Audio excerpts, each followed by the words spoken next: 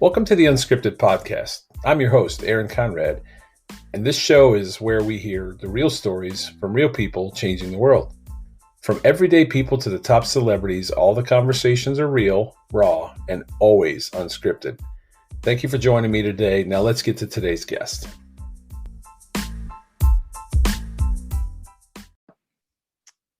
All right, everyone. Welcome to Unscripted from my still unnamed, unsponsored studios here in Hilliard, Ohio. But those of you listening, that is going to change. A little housekeeping item very quickly. In the next few weeks, days, we'll be making an announcement. So it will no longer be unnamed and unscripted. And well, it'll still be unscripted. It just won't be unnamed and unsponsored. So before my guest speaks today, let me go ahead and introduce himself. Huge honor today.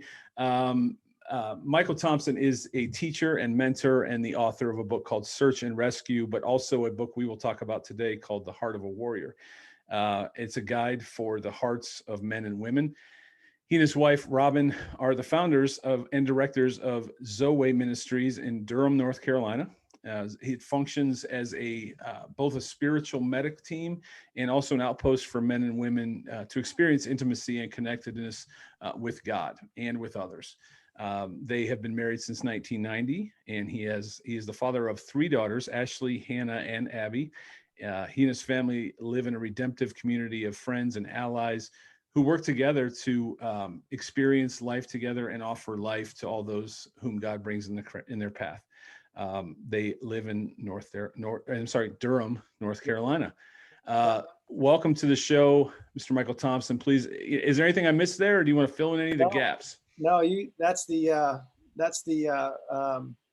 official introduction for sure. Okay. Yeah, been in Durham, North Carolina for about 22 years. Originally from Oklahoma.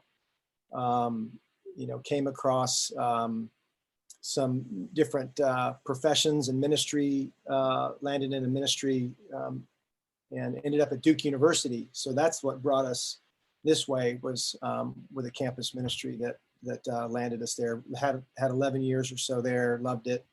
And we can get into more of the story, but that's kind of how we got here and left that space after about 17 years. And then we started Zoweh in 2006. We'll get into some of the backstory to how that started, why that started, and what we're doing now with the Heart of a Warrior. But yeah, so that's what brought us out to this part of the world. That's awesome. And I know we had a quick conference call with our buddy, Chris Maston. So let's go ahead and let's give a shout out to Chris Maston, because about 2 years ago, he started bugging me. Was it 2 years? It might've, I don't know how old the book is, so I don't want to misquote that. Okay. So 2 years ago, this guy reads a book. My college roommate, my bestie, my best friend, my BFF, all that good stuff. He reads this book and he starts texting and calling me saying, "You got to get this book. You got to get this book. You got to get this book." And I was just in a place in life where I used to just read like crazy. And I was just in a place where it had fallen by the wayside for me a bit. And I'm like, I will. And I never did. And then he kept bugging me. And then a year later, actually, at one point, I believe he went to a retreat. Conference, a conference, yeah. Encounter weekends, Heart of Warrior Encounter Weekend, yeah. And he called me like last minute, like, get on a plane, come meet me. I'm like, yeah, that doesn't happen. Like, I can't do that quite as easily at the moment. So anyway, so I've been hearing about the book for a long time. You were kind enough to send me a copy of the book. I have, in full disclosure, read some, but not all. And right now I'm reading it through highlights because there's a lot of them. This is really hitting home with me. And I think, as we have mentioned and talked in the past, the thing that stuck out to me right away when Chris called me was, or started talking about the book was, well, it sounds like Wild at Heart. I read that book. I'm good, and as I'm reading this is not Wild at Heart. Related and similar, but not the same. So can you touch on that right away? So anybody that listening to this that thinks like I did and says Heart of Warrior, it sounds like Wild at Heart. What's the difference? Yeah, good question. Difference, John really tapped into a place in men's souls and men's hearts and their minds that this idea about bearing God's image, about every man has a battle to fight, an adventure to live, and a beauty to rescue. Those are really big tenets for him. Yep. And I agree. I mean, I was greatly impacted by Wild at Heart and Eldridge and subsequent books, that happened after his first book's release. So for me in my journey, so Wild at Heart has a significant place, Aaron, it does. And I would say it was part of what woke me up. It was a significant part of what pulled me to men's lives, men's initiatives, and it actually was a significant, I'll say, recovery part of my story. And my recovery story is less, Aaron, about being, being what I would call maybe really down and out and needing to restoration that way.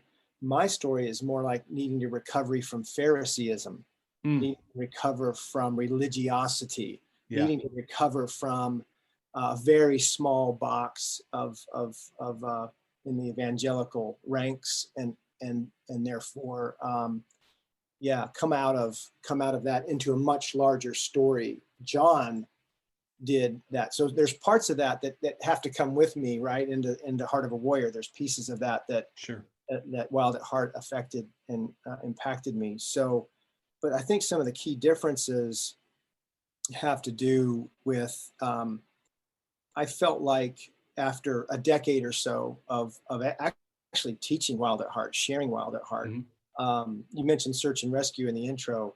One of the things that I wanted to explore more deeply and then ended up writing about it was I felt like men of faith don't have the coordinate down very well of the larger story that our story's in. Right. And so that's why Search and Rescue was written. It was in the years of Lord of the Rings, this Middle Earth. Those were in the years of the Matrix, Neo and the Matrix. Yeah. Those were in the years of Narnia. I mean, yes, Lewis wrote those years ago, but those films were coming out. They resonated deeply with me. And I felt like I was lost in a smaller story. And what I mean by that, I mentioned some of this in Heart of a Warrior. When the story's about you, Aaron, and it's revolving around you, you're in a pretty small story. Yeah. So to graduate to the larger story where there are orcs and elves, right? There is a white witch. There is evil there that does not sleep, as they talk about Mordor, that there is a kingdom of darkness and it's up to something. Most men who I ran with and who I know in faith, they know that it exists. They just don't know how it works. Right. And if you don't know how it works, it means you're naive or you're ignorant, one of the two. And so some of that's in Heart of a Warrior, but that was why I had to write Search and Rescue. I wanted men to go further in to the landscape of the larger story so that they could see their story in light of it. Yeah. And so Heart of a Warrior captured some of that too. I brought that forward, but particularly Heart of a Warrior I had to write because what God was taking me into and what he was renovating in my heart, in my life, in my 40s was belovedness and being a beloved son. Yeah. John talks about being an image bearer. I love that. I think that's one of the coolest things that we can get our arms around as men and women, that we're created in his image and he wants his image bearers back. Yeah. So we have the salvation story. We have the rescue mission of Jesus to bring us back to the kingdom of God, to reclaim us, to restore us, to redeem us, all those great words. And so, but for me, what I was experiencing was I knew a lot about God and I knew a lot about God's love. And I think I subscribed pretty, at a pretty young age that it's my job to love God. It's my duty to love God back. Right. And what happened to me in my 40s was God said, no, I want to get the cart back behind the horse, and I want to love you. I want you to experience my love and know my voice. So, those were concepts that Eldridge and Wild at Heart began. Yeah. But then I started in some of my own journey, right? I mean, how long can you stick with one book, right? Right. Like Wild at Heart. Right. And thank God that John wrote it. I'm so thankful to him that book has the impact that it's had in the world, but in my Right. world, Right. in my space. And it was very significant in having me leave the ministry that I was a part of and starting Zoweh. I Yeah. felt like I could do my job over there, but there's a bigger world that I want to explore theologically, experientially. And so that's where Search and Rescue and then Heart of a Warrior came out of my walk and my journey with God, my experience with God, where he wanted to show, remember when we were young, show and tell? Yeah. He wanted to show and tell me Yeah. that he loves me. Yeah. And that he's crazy about me and that he wants to be with me.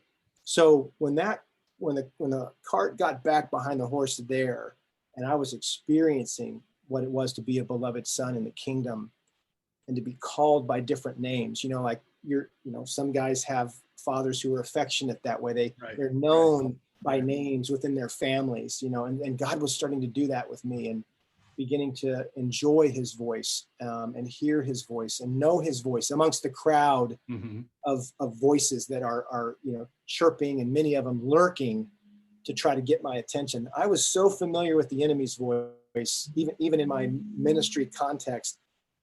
And it didn't make sense to me, Aaron, that I couldn't know and experience God's voice. That just didn't make sense as a kingdom man or as a Christian.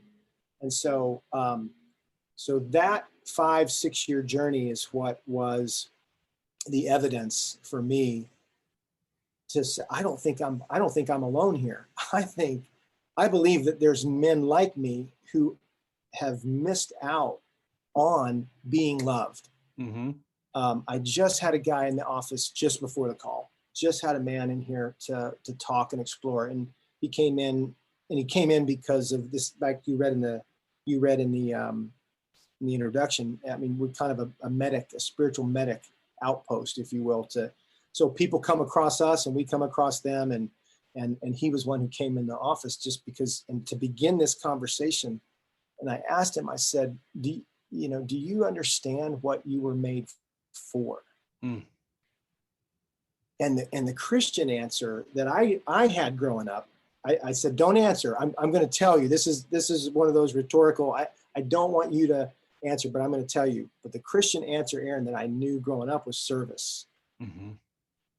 That to serve God, right? It's not a bad role, but it's really not the role. Yeah. That we were created for. And so in Heart of a Warrior, I wanted to bring forward the weightiness and the significance of you were created to be loved by God and others. If you go to the Great Commandment, when Jesus is asked, what's the greatest commandment? That's where he goes. The better translation is be in love with God, with God and one another. Love God, love one another. So anyway, those were things that I hadn't experienced in my 40 years of Christianity. Born into the church, born into faith, kind of had an inheritance that way, like some do.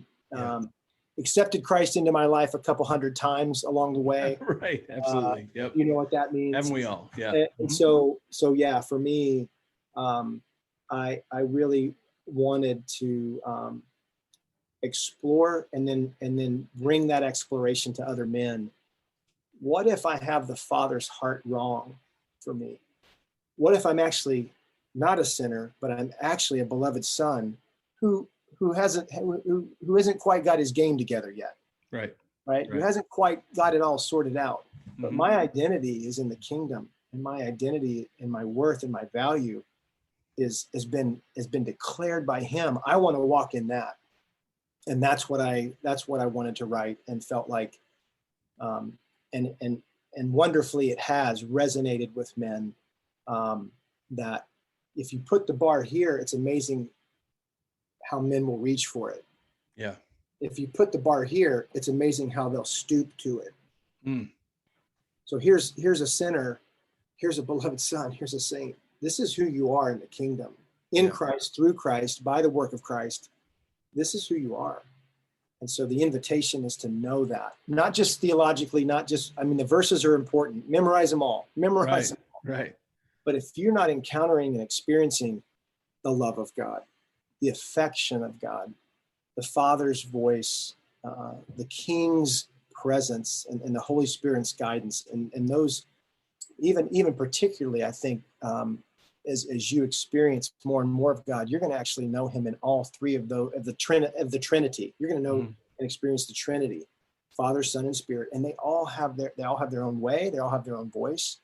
And what if we had more men who were walking in intimacy like that? Mm-hmm. I think it'd be a game changer. 100%.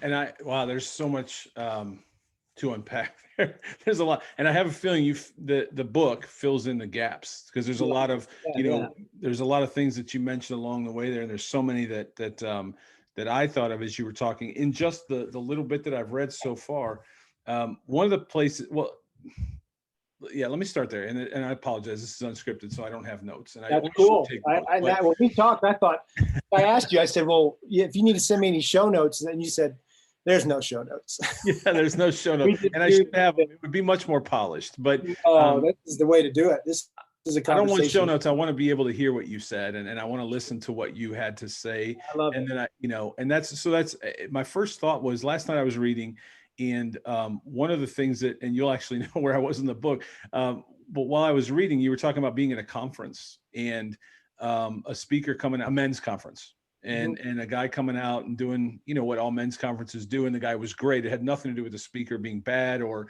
they didn't do a good job, and the music was great and everything was great. And I think he said like a 1 hour, did his thing, kind of almost like a locker room speech, but then you had to go out on the field. And, and I think, that resonated with me, having been to a lot of those, and they're great. There's nothing wrong. I don't think we're saying there's anything wrong with those. Right. Almost like Wild at Heart. It was like, okay, now what? I think the question is now what? And it feels like, as I was starting to read the book, you're digging into the now what. So that was my first thought. And you can correct if I'm not on the right path there. But the other thing that I thought of, and as you were speaking, especially as a father of daughters, I have two myself, and I have a son. So but when you say the word intimacy, I think most guys, like, we don't know what to do with that word. You know what I mean? If we're married, we're intimate with our wives. Yeah.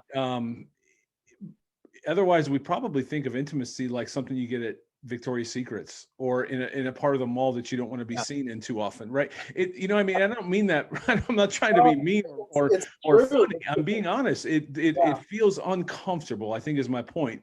It's uncomfortable for me. The word intimacy, right? So when you say that God wants to know you intimately, I think for a lot of guys, and again, I haven't got through the book. You probably go through this, and if not, let me know. But I feel like when you say the word intimacy, or God wants to know us intimately, it feels weird for me, because I don't know. I treat my daughters with a different, as a dad of daughters, this, right? It's girl dad, like Kobe, even though she played basketball, she was still girl dad. He had, and then you have your son, and we're supposed to raise our sons to be tough, and we're supposed to be, so there's not an intimacy. I don't know. I'm ranting now, but I guess I'm trying to put all the pieces together, and I'm sure you do a lot of that in the book. Are you tracking with me, and how can you help with that? Maybe I need to come to see you. No, I think everything you said is such honest observation and such honest. This is what I've known this to be, and so I think you do. There's certain things that we need to reclaim. We need to reclaim our status in the kingdom. We need to reclaim our identity in Christ. And again, there's scriptures about this stuff, but what I'm talking about, Aaron, is experiencing it with God, experiencing it with Him. So there's an old quote, an old proverb: "Never give a sword to a man who can't dance." Right. That we, yes, there's a warrior. And this is back to that conference. These guys would have ran out of there. They were ready to take the hill, whatever hill it was. Didn't know what it was. And that's not a bad thing. No. But in the way that the kingdom of darkness works is they don't mind a pep rally. What they mind is you taking back ground in your heart. Yeah. What they mind is you losing beautifully, I want to use this word on purpose, you actually losing pieces and parts of your false self and flesh, and you gaining your trueness, who you are in the kingdom, how you're known in the kingdom. Yeah. So and that's how I felt when I wrote about that. These, it was a good message. It was encouraging. Yeah. But how long will it last? And I'm just a man in the crowd amongst an ocean of men in a much larger crowd, that I'm not the only one asking that question. How long can I keep this discipline up? How long can I keep this practice up? And so, something about intimacy, to reclaim it or to define it. Maybe we do that first. Yeah. What we mean by intimacy is knowing and being known. Right. The deeper you're known, that you know someone and known by them, the more intimate you are with that person. So, of course, as God created this sexual act, we put intimacy to that. Right. But there's a lot more to intimacy than those 20 minutes. Yeah. Or 25, or we're unscripted, right? I mean, however long however long it goes, there's an intimacy that actually that's supposed to be the fireworks at the finale at the end of the day, or the end of whatever but that space of intimacy, that's just one element of a reflection of knowing and being known between two hearts. Yeah. So Jesus takes us into this. He's the one to blame for the idea of intimacy, oneness, and this is how we say it in the book. You are made for intimacy, oneness, and connectedness with God.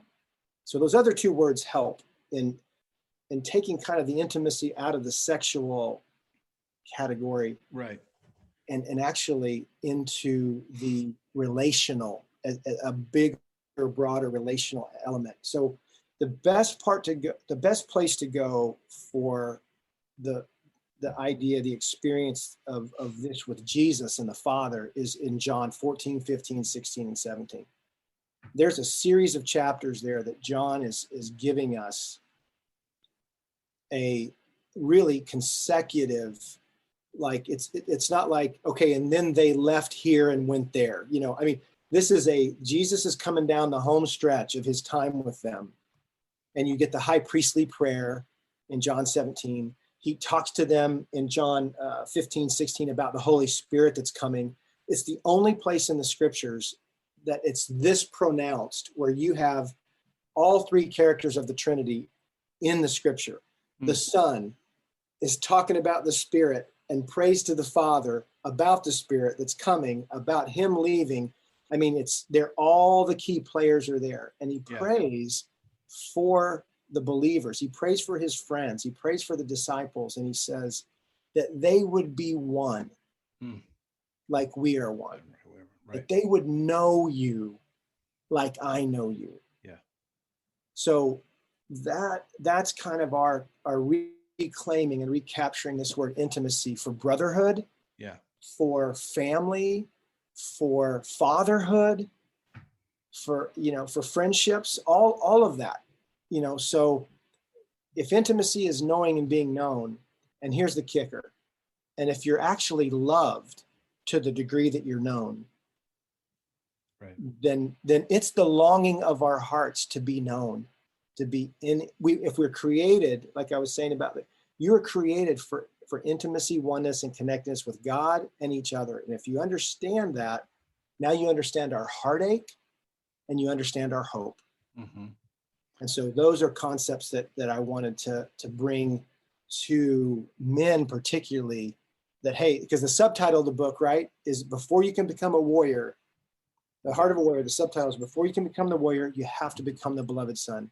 Yeah. If you don't know the love of the Father, you will get your tail kicked by the enemy. You'll run out of that pep rally, and it'll be a few days, and your wife will say something, your son or daughter will do something, your boss will say something, and boom, your false self is triggered.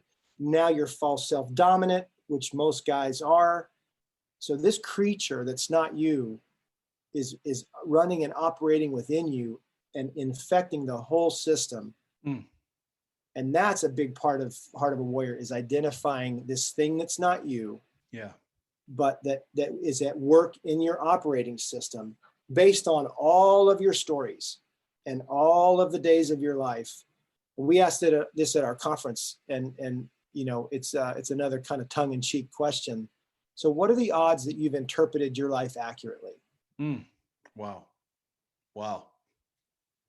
Well, there you go. Then there is a not strong likelihood, there's a guarantee that there could be some lies about you, about God, and about others in the operating system. Absolutely. How deep and how far those lies work is how powerful that false self can be. Mm-hmm. And most men have never even identified it, much less gone to God to dismantle it. Yeah. It's almost as if we've made stew, or I'm sorry, it's unscripted. This is my, and Chris can probably tell you my mentality or my mental capacity. But it's almost like we've made stew our whole lives. And then that question says, how's it taste? Right? Like, how are the ingredients? And I bet most guys would be like, it's too salty, or it's not, there's not enough of this, there's not enough of that. We've put all these, to your point, we've put all these things and all these experiences and memories and hurt and frustrations and anger and what my dad said, what my mom did, whatever it is. Like, there's, for every guy, it's probably different. But we're all trying to make this pot of stew.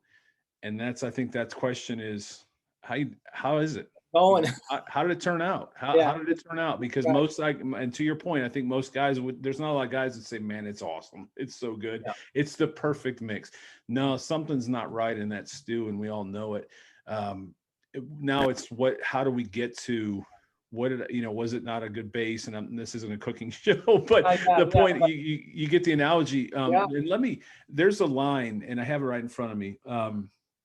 You said a beloved son is one who experiences the unconditional love of his father in a way that deeply impacts him and leaves him with. These were powerful. Nothing to hide, nothing to prove, nothing to fear. I highlighted all three because I personally, and if anybody's listening to this and if you've got the all three, congratulations. Yeah, you got the trifecta. If you got to thank you. I knew there was a word there. If you've got all three, man, congratulations, because you probably nailed it. But honestly, I don't know if I know a guy that's got all three of those, if we're honest, if we're brutally honest, where there's nothing to fear, nothing to prove, and nothing to hide. I have a feeling that most guys are gonna, if they were in an intimate setting, again, there's that word intimate, right? But if we were in a comfortable setting, safe setting, walls were down, a safe setting, I got to think that everybody's not going to be able to check all three of those boxes. Right. And yet, when you think about the promise of Jesus that we can have life and have it to the full, that perfect love casts out fear. Yeah. That we won't have to prove ourselves. We'll have settled hearts. Yeah. Do not be afraid. Do not be afraid. And those first questions in the garden are every man's question. Right. Every man's garden. Every man encounters those questions. Aaron, where are you? Yeah. Right. And the second question is, who told you that? That's really good. So that's the invitation of the heart of a warrior is to go back, not stay there, but to go back. And yes, there can be some painful things back there, but to go back there and see the way that they might have shaped you. I know there's men who are very aggressive, but that doesn't mean they're not hiding. Right. Maybe they're aggressive probably because they are hiding. Exactly. And I know those guys. Right. I know some of those guys. All of us. I know the other guys that are passive. Right. And that might be easy to look at. But why are they hiding? Why this thing that we call our personality, and that we've created a whole bunch of tests and human resources departments and different things to, honestly, they can give you a great reading on your false self, how you hide, how you, as Eldridge said, how do you pose? He calls it the poser. Right. I'm trying to think of the author who calls it the imposter. John Lynch talks about the masks that we wear. So if these characters exist, the poser, the great imposter, the masked man, Right. and I mean, I'm not writing anything new, I'm just recycling the reality of how does this look and how does this work, and where does it come from? And what if you didn't have to use such crappy ingredients for this stew? Thank you What, for bringing what, mine what out. if, what if, what if, Yeah. what if we really could get the good stuff? Right. The And, best meat, the and best, the where do you best get it? spices. And where do you get it? So I I made a can't. recipe. Yeah. So here, you just thank you for the yes. So I don't want to borrow from your recipe. Right. I don't want to use your ingredients, and I don't want you to be the critic or the approval of mine. Mm-hmm. There's one opinion that really matters, and most men don't know Yeah. how good that opinion is of them. Yeah. How lovingly good that opinion is. The vote's been cast. Yeah. You are valuable. You Wow. are significant. Wow. Your worth, right? This is in the book. What has eBay taught us? What's eBay taught us? The value of anything is what? Whatever you're willing to pay for There you go. it. Right. God was the highest bidder. Yes. Wow. And so we don't have to, we can't be any more valuable. Right. We can't make our worth any more significant. But what we don't do is experience that. And yet we go around panhandling all over the place. Would you give me my worth? Would you give me my value? Would you let me know I'm significant? Would you give me a like? It's just, it's in us to do because we're made for that. Yeah. We're made for intimate relationships. So what does it look like if we can go to the unlimited supply and the one who made us for himself and one another? So that's back to that cart before the horse. Those are things that it wasn't just me, I gotta confess, it wasn't me, poring over some theological works and kind of organizing that. And if, as you read it, there's a lot of personal encounters with God. Yeah. And I want that for men. I can't be the exception. There's no way. Right.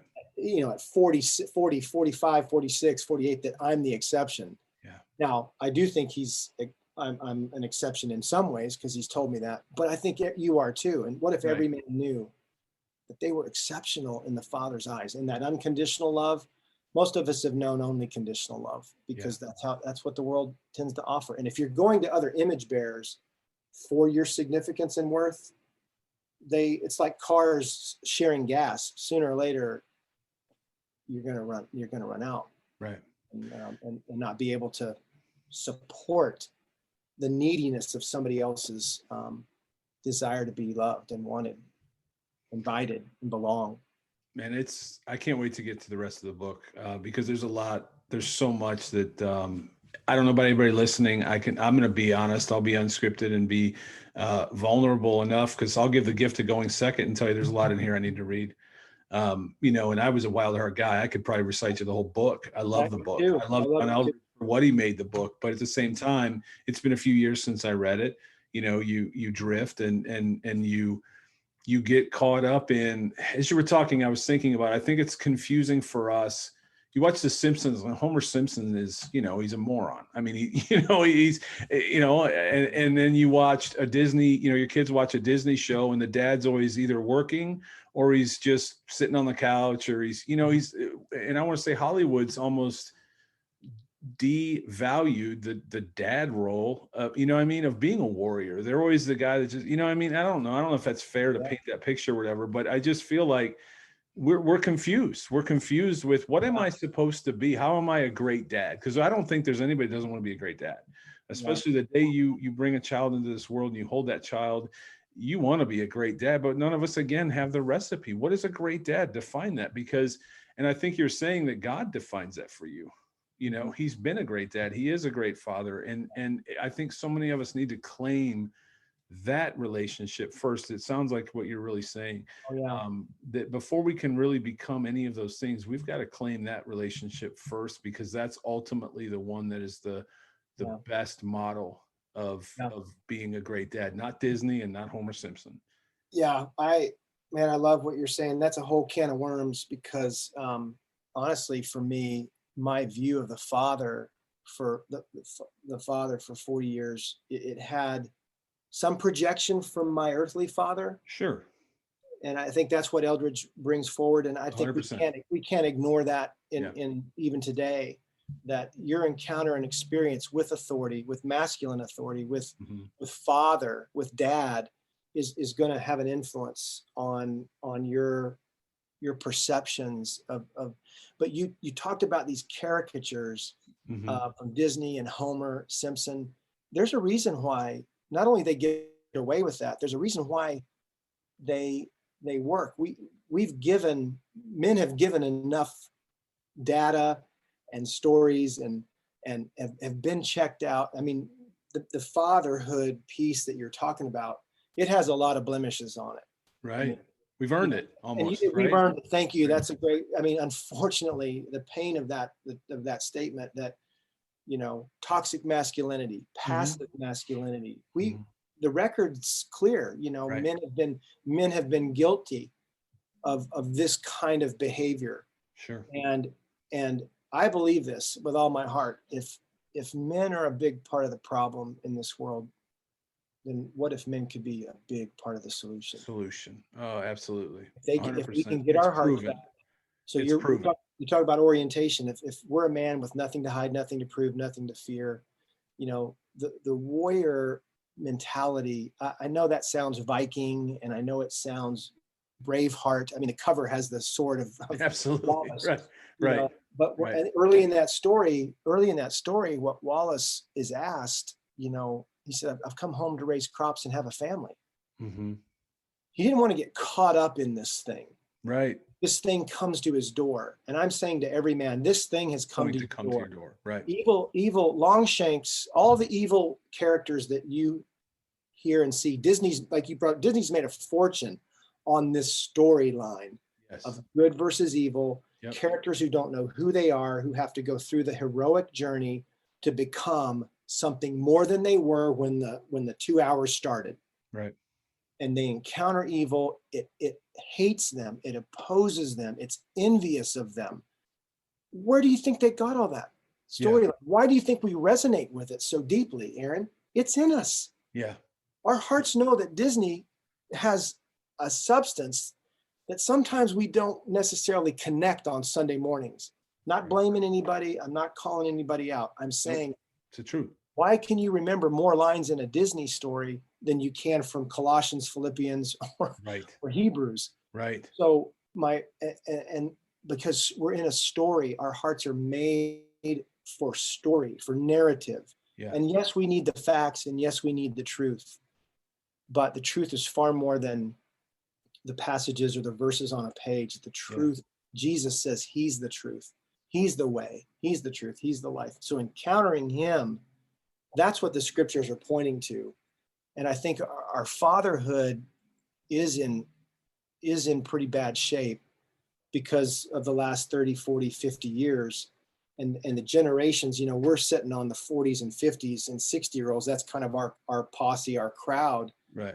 And we are looking back going, crap, I was ill prepared. I was ill trained. I was ill informed. So, and I'm not blaming the grandpas. And I mean, some might say that they're the great generation. Sure. I don't know, man. The next generation, it was pretty crazy after them. That's right. We had the 80s. Now they might have been patriots and citizens, right. That went back to work and that built this country and whatever else you want to give them credit for. But as fathers, what is it that every boy and girl is asking?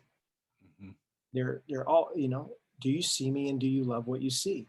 Do you want to be with me? And so here's the crazy part. I don't think we grow out of that. No, I think we always want to hear well done, even on the day that we arrive. It should be our goal, is to hear well done. And whether it's this side of heaven or, hopefully the other side of heaven. When you're talking, I was thinking about, and again, not to go back to the 80s, but there was a singer named Twyla Paris. Yeah. And if you ever heard the song, The Warrior is a Child. But I remember hearing that song as a child, and it always resonated with me, and it still does to this day. I think I've used it with my own kids, and I think my wife and I have talked about it at times, and I think I've used it with others. And the lyric was, they don't know that I go running home when I fall down, and they don't know who picks me up when no one is around. I drop my sword and look up for a smile, because deep inside this heart, the warrior is a child. And the fact that I can still recite that and haven't heard that song yet. I love that. That was awesome. But that's the truth, right? It's the truth. It's And the that truth. is, and I think Recognize that's your book that I've seen, is we first have to recognize we're a child. We're a child before we can go and pick up the sword and pick up the shield, to your point, the pep rally, all those things. Before all that, we have to recognize that we are a child, and deep inside us is a child that wants to look up and smile and see the dad say, well done. Now pick up your sword and shield, and now go kick some tail. But at the end of the day, you know, I see you, I recognize you, I know you, I love you, and you know, I approve of you. Now go to war. But so many guys are rushing the hill without knowing those things. Is it, to summarize, is that about right? It is. I just want to bring one edit to the word knowing, you know, because we do fall pretty heavy to the academic. Yeah. So there are men that know the verses that say that. Yeah. That you are a beloved son. You know, you are an overcomer. You are victorious. I mean, those are scriptures that we hang our hats on. But where our hearts hang is in encounters and experiences with the Father. Yeah. If you don't hear him say that, then there's this other voice. So what I was trying to get to earlier and maybe missed, Aaron, was that idea that what the enemy is going to try to whisper to you is that you're not. Yeah. And he's got a lot of files. Let me get my hand in the screen. He's got a lot of files back there to call upon when you weren't. Right. Right. And so where those files go, where do they go? They go to the basement or they go to the attic, but they stay in the system. Mm-hmm. And because you encountered diminishment, you encountered mishandling, you encountered shame, you encountered fear, we encountered those things. They became very true because you encountered them. Right. So the concept is, well, if you encounter Father, Son, and Holy Spirit, if you encounter them, they become more true. Yes. Yes. So you are forgiven. How have you experienced? Use the word know. So the word is good, but know is so associated with academics. Yes. Yeah. And so where my teammates and I we want to use the word experience. Yes. They're not synonymous, because one means an encounter. Mm-hmm. One means I was there, I saw it, I felt it. Yeah. I heard him. Yeah. That's different than I know that exists, or I know that's true. I experienced it to be true, right? And so we can know a lot of this. This is why we see, and I'm just going to pick on him for a second. This is why pastors who fall morally, I'm describing with you what happened. Yeah. They know the truth, but the truth clearly hasn't set them free. They know, they went to school, they have degrees on this book, but what's at work more powerfully within them than the concepts that they know is their interpretation of the experiences and encounters that they've had with the world, mm-hmm. the flesh, and the devil. Yeah. There's an unholy trinity at work in this environment that we're in. And if you don't know how they're working and what they're up to, then you're either probably captive, POW, unconscious, coma, and yet highly functioning, because you got to go to work today. Yeah, that's right. That's right. Yeah. But that's, and I'm not saying that it's 24/7 torture. Yeah. Some people live in 24/7 torture that are very, very under the influence of trauma and pain, mm-hmm. and sorrow, that all the degrees they could get, all the accolades they could get are not going to fix that. Right. Right. You remember the scene in Rudy, mm-hmm. right? He's coming out. He's going to quit the team. I just wanted to see my dad. There it is. There it is. Yeah. It's huge. And the groundskeeper says, "You're so full of crap." Right. That's right. You have been at this university and you have played on the greatest team, and if you don't know now that you belong here, then nothing's going to teach you that.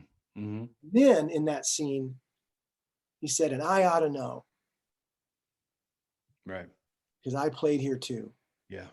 And I was just so full of, I mean, whoa, there it is. Yeah.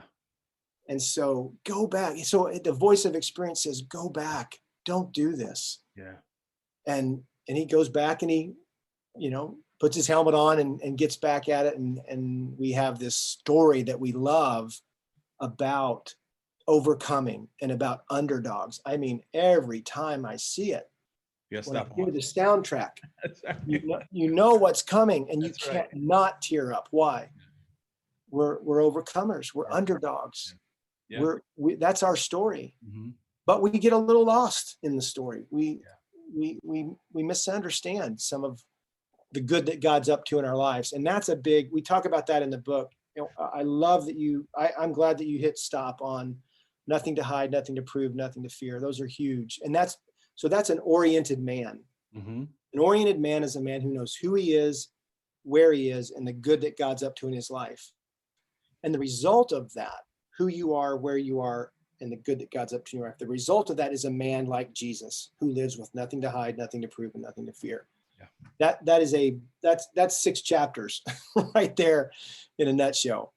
I keep coming back to the desert when he was tested. Yeah. And I think it brings it full circle and again, I don't know if I'm an expert by any means, but I keep coming back to that because he had spent time with the Father when those voices, when the devil said, look, man, just jump off this thing. You can have the whole thing. It's all yours. Just do it, And then he came back with scripture because he knew the Father intimately. Now we come back to that word intimacy again.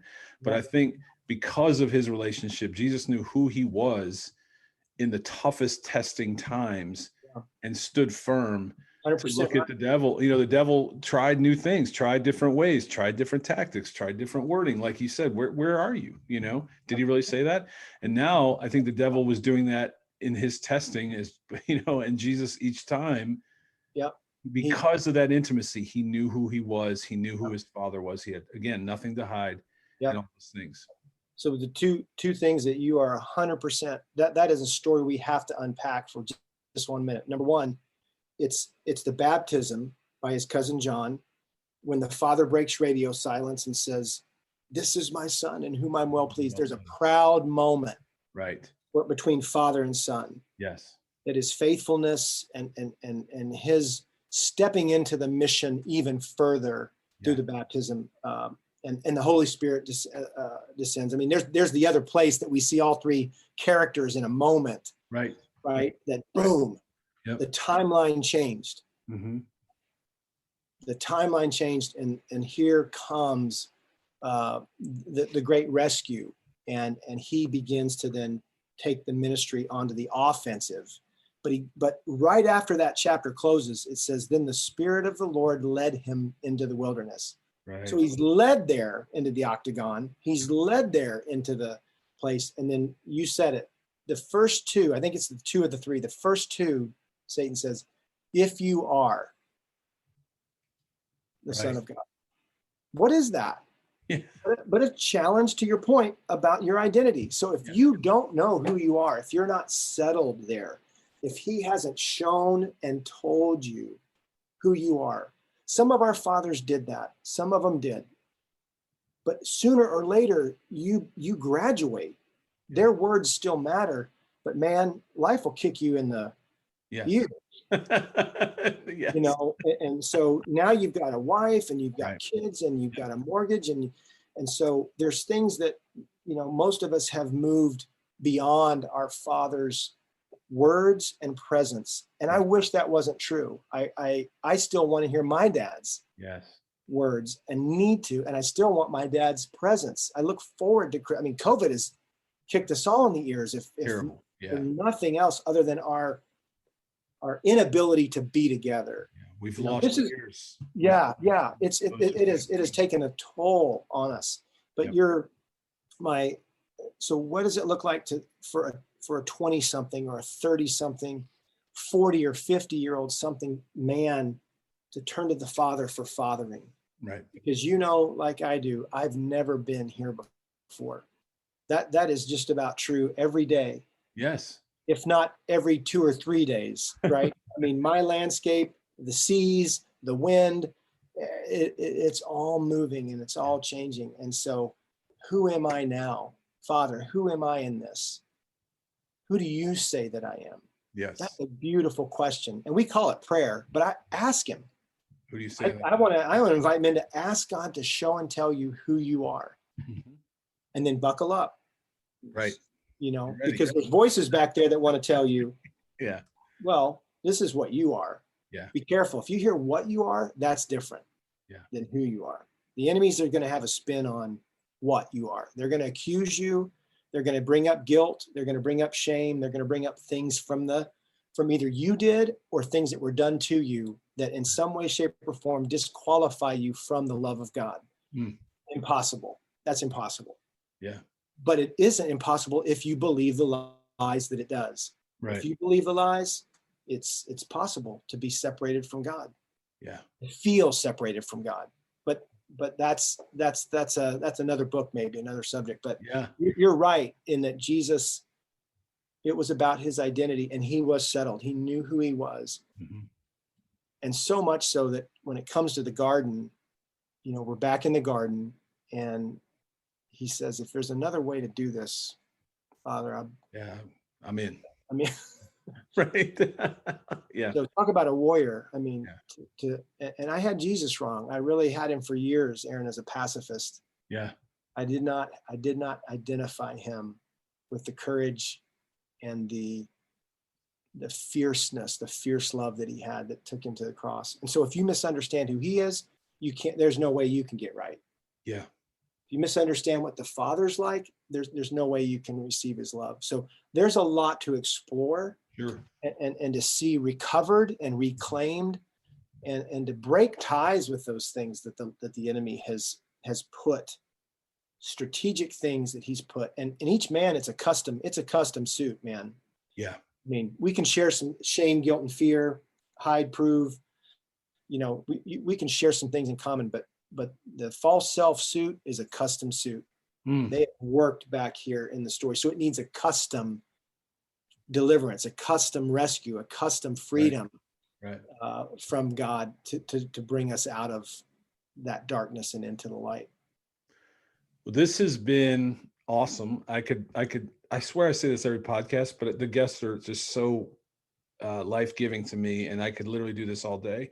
But I have a feeling that this has been like going to see a movie and seeing a trailer, and you're like, I gotta see that one. That's one I gotta see. And on your way out, you buy a ticket to the one that you saw the trailer for. I have a feeling anybody listening to this, especially the men in the audience, likely this was a trailer, and now I want to see the whole movie. So how do I do that? I know you guys don't have a movie, again, making analogies, but let's talk about, where do I get the book? And then what else can I do? What does your ministry do? I know Chris, as we said, Chris invited me to a weekend. What are some steps that I can take if something has resonated with me today, outside of probably getting down on my knees and spending some time with God? But I think, again, we all still need that recipe. We're making stew and none of us have a clue what we're doing. If there was a YouTube video, we'd go find it, but there's not. And so what is your pathway now? If I'm listening to this, what's my pathway? So you can go to our website, Zoweh, ZOWEH.org, Zoweh.org, and you can order the book there. There's a journal workbook that kind of lets you slow it down even more. Nice. And kind of interact with God. Yep.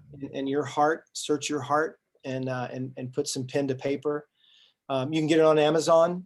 It's on the Audible platforms, audiobook platforms. You can pick it up, Kindle. So all of that is Heart of a Warrior. And then the thing about our website is there's some other resources there that are free. You can raid the cabinet. You know, we've tried to put audio and video there. We collaborated with YouVersion, the YouVersion Bible app, a couple years ago. So they have Heart of a Warrior devotionals. Nice. You can sign up for their reading plans, and if you have the Bible app, YouVersion Bible app, you just go to their daily reading plans and look, and just type in Heart of a Warrior, or Zoweh, even better, ZOWEH, Zoweh, and you'll get I think we have 6 there now. Awesome. So you can walk in those. Some of them are excerpts from the book. some from search and rescue, and others just devotionals that we've created there. But that's a great way to begin to explore with us, who you are in the kingdom. It's so good and it's so cool. It's better than you can imagine. And isn't that what we have longed for? Isn't that what we want? So, there's hope. There's hope, and taking that step in that direction. This year, Aaron, I don't know what's going to happen with conferences, retreats and weekends. I mean, we're still in a very, there's sanctions on it. There's still this cloud of things. So we'll see what happens with vaccines and different stuff. But we have one scheduled. May 1st is the next encounter weekend, Heart of a Warrior encounter weekend. So maybe we have enough runway to see that happen. And that'll be in Virginia. So we have a East, and then in the fall we'll do West in Colorado. We partner with Young Life Camps and take over those with a bunch of yahoos, wild men. That's awesome. They're a great place. So that's all on our website too. You can find out more about that stuff. Awesome. This has been special. And, I've learned in my life that Chris Maston's a pretty smart guy. And anytime I've hitched my wagon to his or trailer to his pickup, whatever, I don't know, whatever that phrase is, I haven't gone wrong. And any friend of his is a friend of mine. And I'm thankful for your time. I'm thankful for this book. And I do promise you, I am going to finish it. I apologize that I did not get through it before this. Life just has a funny way of throwing us some curveballs, but I will get through this, and I can't wait to maybe unpack it even more with you. I'd love to have another conversation. That'd be awesome. Yeah. And we've got a lot of friends and allies around the country. And so, good. If somebody's looking for friends and allies, maybe in their neck of the woods, so many thousands of men have registered their book, become allies. So I'd want men to know you don't have to be alone, especially with this culture right now. Zooming and connecting this way has gotten a lot of mileage for us, where staying disconnected was not a good idea. But we'll be back. I'm sure I'll be in Ohio sometime, and awesome. That'll be a blast to connect with you there. But love what you're doing, man, and thank you. Keep doing it. These platforms and these environments that you're creating for good things to be talked about, explored. I applaud it. I think you're doing a great job, Aaron. Well done. Really good stuff at Unscripted. Yeah, thank you. And the respect is very mutual. Just this conversation that people are having, this conversation, it's an important one. And as you said, I was thinking as you were talking, if I coach basketball and I started at a young age, and there's a kid that walks in the gym and he just can't make a jump shot, or he can't make a free throw. And you work with them and you work with them and you work with them because in him is the ability to make a free throw. And then one day he makes that free throw, and then he makes another one, then he makes another one, he makes another one. That's like, for a coach, that's the win. And I have to think your win for the people that you work with when they realize you can make free throws, or they realize in this case, you are a warrior and you are loved, man. That's a game-changing moment. No pun intended. Free throws won't get you into heaven, but understanding that you can set your family on a better path, and you can be a better worker. All the things that all that comes with as a coach, quote unquote. I have to think that that's such a win and so awesome. And so I'm so thankful that you're doing this work. Yeah. To see a man restored, it's going to leak into every relationship in every area. So, you can shoot at being a better dad, or you can try to be a better husband. But if you can walk with God and learn how to walk with God in being who you are in the kingdom, you're going to be a better dad, and you'll be a better husband. We found that's the secret sauce. Right. 100%. Experiencing and encountering the love of God for yourself will transform you. Yeah. And to get everything out of the way that's in the way of being loved by him, that's something that we actually get to participate in. Yeah. I think he'll give a couple poofs and a couple free ones, and a couple he'll do it for you, but there's something that he wants from a man. Yeah. And it's engagement with him, to trust and walk with him for our freedom. We are free, but we need to claim it, and we need to walk in the claim of our freedom and our true identity. So that's where I think this idea that when dad gets his heart back, the whole team wins. Absolutely. When a man gets his heart back, the whole team wins. 100%. Husband, all that. And so I love that you're creating spaces for conversations like this. It's been an honor. Well, you have a open invite any other time. I promise I'll get through this, and I'm probably going to follow up with you on my thoughts as I go. And maybe one of these days we'll see me, Chris, and and you will. Yeah, it would be fun. That would be fun. Yeah, we'll raise the glass. We'll raise a glass. Yes. All right. There's me. Thanks so much. God bless all you're doing. Take care. Thanks. Bye.